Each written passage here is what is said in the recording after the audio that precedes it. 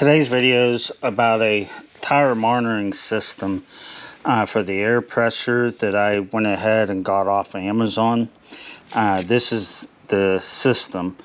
I'm not promoting it. I just got it. I've never installed an aftermarket system like that.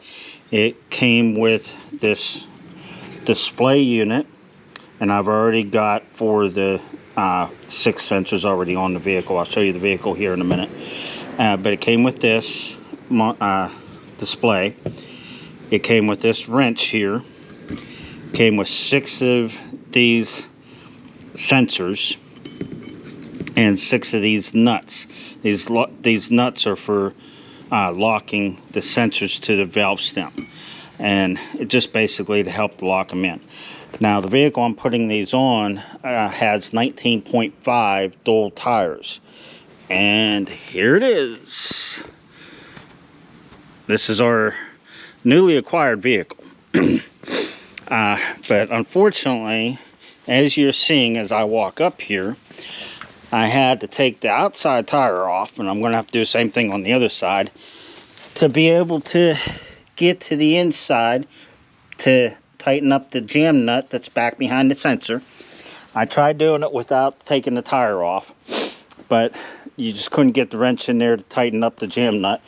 Getting the outside sensor on ain't a problem. Getting the one on the inside is the problem. Now, one thing that I didn't like is the instructions. I should have brought them out with me. They're difficult to understand. And once this system is turned on, or this display is turned on, as you may be able to see, you have a button here for set, and then you got 2 buttons here, up and down. And unfortunately, there's no other on and off button. Now it does have where you can charge it with a USB cord, and here's the other end, but there's no on and off button, and it is solar. I don't know how well this system's going to work once we get it installed and I run this thing for a while. I'll do a review on it, but I just picked it up on Amazon. This is the Saturday after Thanksgiving.